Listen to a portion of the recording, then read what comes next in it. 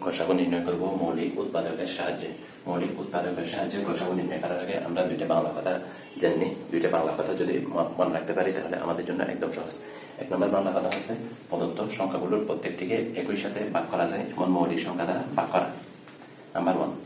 Number 2 হচ্ছে, যে মৌলিক সংখ্যাগুলো দ্বারা প্রদত্ত সংখ্যাগুলোকে ভাগ করা হয়েছে ওই মৌলিক সংখ্যাগুলোর গুণফলই হবে গসাগু। তাহলে আমরা ধাপে ধাপে কয়েকটা অঙ্কের মাধ্যমে বিষয়টা সমাধান করি। এক নম্বর একটা দিলাম 45। প্রথমে আমাদেরকে জেনে নিতে হবে মৌলিক সংখ্যা কি। যে সংখ্যাকে এক এবং সেই সংখ্যা দ্বারা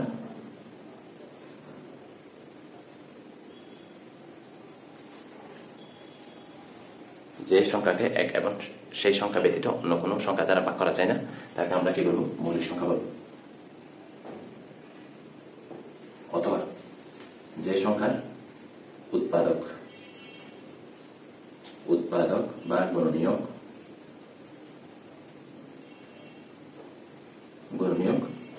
এক এবং ওই সংখ্যাটি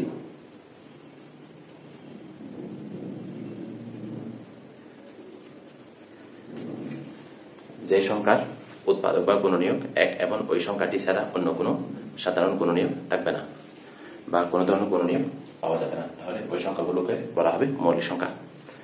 সবচেয়ে ছোট বা সর্বনিম্ন মৌলিক সংখ্যা, সবচেয়ে ছোট মৌলিক সংখ্যা হচ্ছে 2। তাহলে মৌলিক সংখ্যা লিখে আমরা কিছু মৌলিক সংখ্যা লিখি।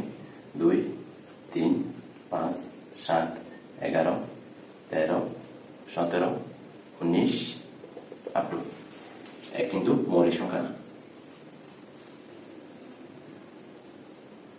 মৌলিক সংখ্যা না, কারণ এককে আমরা যদি বিশ্লেষণ করি তাহলে আমরা এক ব্যতীত অন্য কোনো গুণনীয়ক আমরা পাচ্ছি না, শুধুমাত্র একের গুণনীয়ক এক নিজেই। সেজন্য আমরা বলবো এক মৌলিক সংখ্যা না। তাহলে সবচেয়ে ছোট মৌলিক সংখ্যা হচ্ছে 2। ভাগ করা যায় কিনা আমরা দেখি। প্রদত্ত সংখ্যাগুলোর প্রত্যেকটিকে একই সাথে ভাগ করা যায়।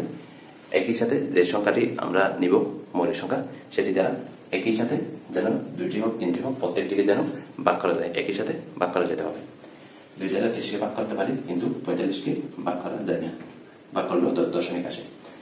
আমরা যদি 3 দ্বারা দেখি, 3 দ্বারা যদি ভাগ করি উভয়টাকে ভাগ করা যায়। 10 পাই এখানে, আর এখানে 3 15 45 পাই। এরপর আমরা 3 দ্বারা 15কে ভাগ করতে পারি কিন্তু 10কে ভাগ করতে পারি না, তাহলে 3 ভাগ। এরপরে 3-এর পর মৌলিক সংখ্যা কি আছে? 5 আছে। 5 দ্বারা আমরা দেখি, 5 দ্বারা উভয়টাকে ভাগ করা যায়। এখানে 2 পেলাম, এখানে 3 পেলাম।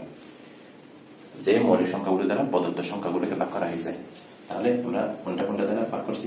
3 এবং 5 দ্বারা 30 এবং 45কে আমরা একই সাথে ভাগ করতে পেরেছি। অতএব 3 এবং 5-এর গুণফল হবে আমাদের গসাগু। 30, 45 এর গসাগু 3 গুণন 5, 3 5 15। এটা হচ্ছে আমাদের উত্তর। গসাগু নির্ণয় করবো, সেজন্য আমাদেরকে মৌলিক সংখ্যা দ্বারা ভাগ করতে হবে। সর্বনিম্ন মৌলিক সংখ্যা 2, এটা দ্বারা আমরা উভয়টাকে ভাগ করতে পারি কিনা? পারি। এখানে 6 আর এখানে 5। আর কোনো মৌলিক সংখ্যা দ্বারা এটাকে ভাগ করা যায় না। অতএব আমরা বলতে পারি 12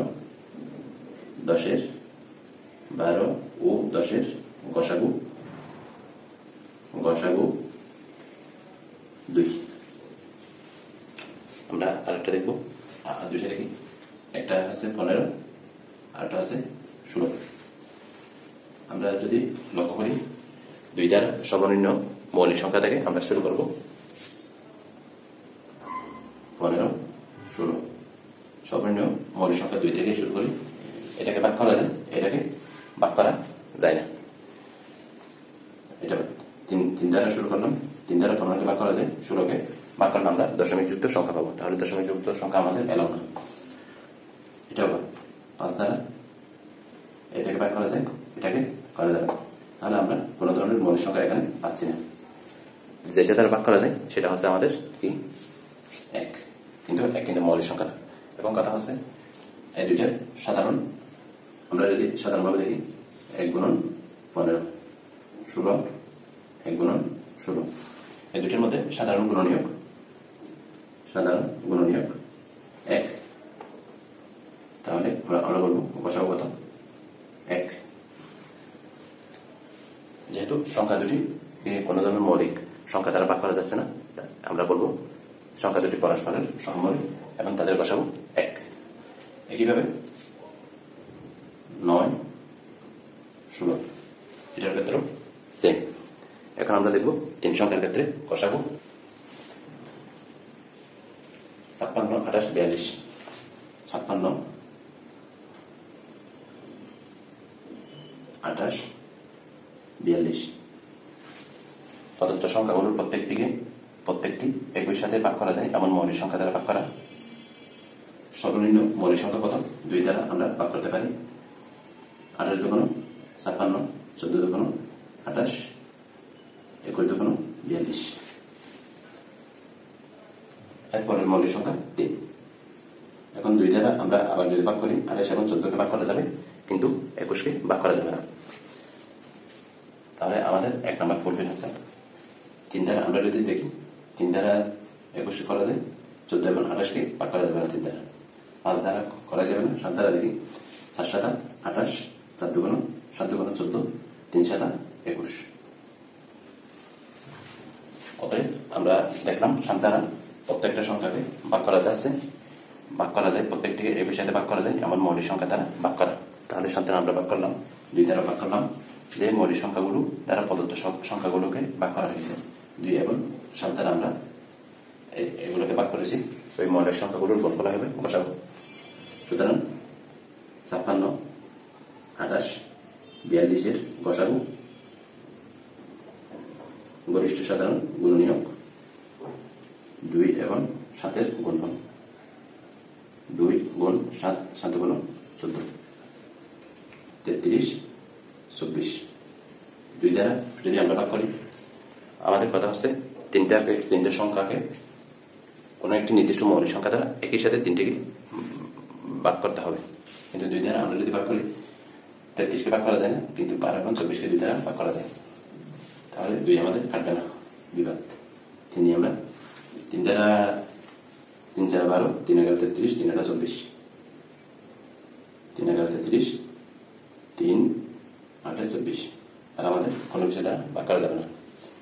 অতএব আমরা বলতে পারি 12, 33, 24 এর গসাগু 3। এরপর আরেকটা দেখব 39, 26, 52। 39, 26, 52। 2 দ্বারা যদি আমরা নিই, 2 দ্বারা 39কে ভাগ করা যাচ্ছে না, 26 এবং 52কে ভাগ করা যাবে, কিন্তু আমাদের কথা হচ্ছে 3টাকে একই সাথে ভাগ করা যেতে হবে। তাহলে 2 আমাদের 2 হবে না, 3 দিলাম। 3 দ্বারা শুধু 39কে যাই, 3 দ্বারা 39, এটা হবে না। 5 দ্বারা যাবে না, 7 দ্বারা হবে না, 11 দিলে 11 দ্বারাও ভাগ করা যাবে না। তারপর আমরা যদি 13 নিই, 3 দ্বারা 39, 39-এর মধ্যে 3 বাদ যাবে, 3 দ্বারা 39, 13 যখন 26, 7 13, 52। অতএব আমরা পেয়ে গেলাম এই 3টে সংখ্যার গসাগু কত? 13।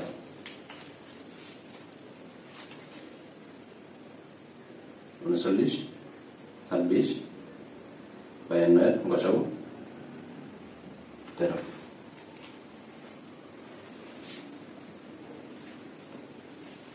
12, 24, 36, 12, 24, 36। 2 দ্বারা ভাগ করি 6, 12, 18। এই প্রত্যেকটাকে আবার 2 দ্বারা ভাগ করা যায়, একই সাথে ভাগ করতে হবে একটি নির্দিষ্ট মৌলিক সংখ্যা দ্বারা। অর্থাৎ 6, 3 দুগুণ 6, 3 3 9। তাহলে এই তিনটা সংখ্যার গুণফল হবে আমাদের এই তিনটা সংখ্যার গসাগু। যেহেতু প্রত্যেকটি সংখ্যাকে আমরা একটি নির্দিষ্ট মৌলিক সংখ্যা দ্বারা আমরা ভাগ করতে পেরেছি, নাম্বার 1 কমপ্লিট। নাম্বার 2 হচ্ছে ওই মৌলিক সংখ্যাগুলোর গুণফল হবে গসাগু। 12, 24, 36 এর গসাগু কত?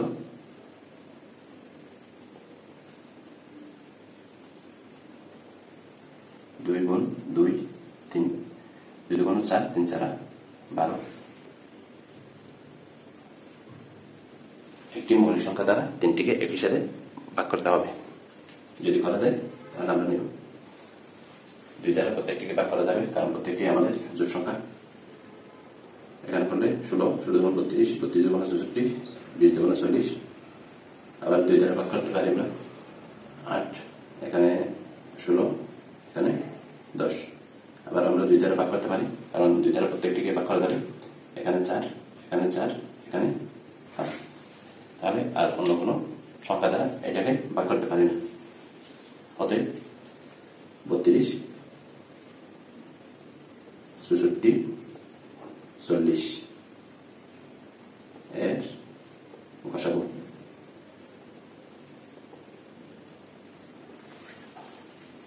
দুই গুণ 2,